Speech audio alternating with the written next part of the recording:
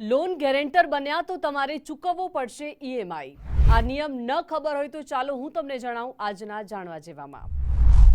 નમસ્કાર, હું છું દીપિકા। લોન ગેરેન્ટર તે વ્યક્તિ હોય છે જે કાયદેસર રૂપથી એ જવાબદારી લે છે કે જો લોન લેનારો મુખ્ય બોરોઅર રૂપિયા ન ચૂકવી શક્યો તો તેની જગ્યાએ હું લોન ચૂકવીશ। મિત્ર, સંબંધી અથવા પરિવારના કોઈ પણ સભ્યની મદદ માટે લોન ગેરેન્ટર બનવું સરળ લાગી શકે છે, પરંતુ એ વ્યક્તિ લોન ન ચૂકવી શક્યો તો ઈએમઆઈનો ભાર તમારા પર આવી જશે। આટલું જ નહીં, તમારા ક્રેડિટ સ્કોર, બચત અને સંપત્તિ પર પણ જોખમ આવી શકે છે। બેંક સામાન્ય રીતે ગેરેન્ટર ત્યારે માંગે છે જ્યારે લોન લેનારા વ્યક્તિનો ક્રેડિટ સ્કોર ખરાબ હોય અથવા તેની કમાણી પર બેંકને વિશ્વાસ ન હોય। ગેરેન્ટેડ બનતા પહેલા આ 5 મોટા જોખમોને સમજવા બહુ જ જરૂરી છે, નહીં તો એક સારી નિયમ તમને મોટી આર્થિક મુશ્કેલીમાં નાખી શકે છે।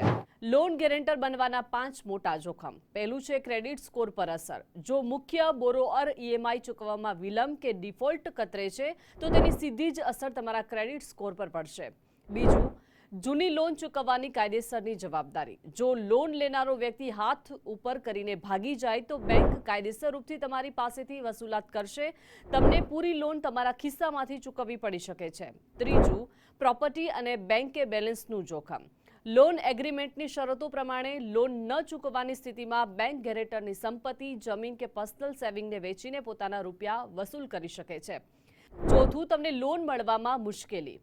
તમે પહેલાથી જ કોઈ બીજાની લોનની જવાબદારી સ્વીકારી લીધી હોવાથી બેંક તમારી પોતાની લોન લેવાની ક્ષમતાને ઓછી માને છે। ભવિષ્યમાં જ્યારે તમને તમારા માટે અથવા તો તમારા બાળકો માટે લોનની જરૂર પડે ત્યારે બેંક તમને નકારી શકે છે।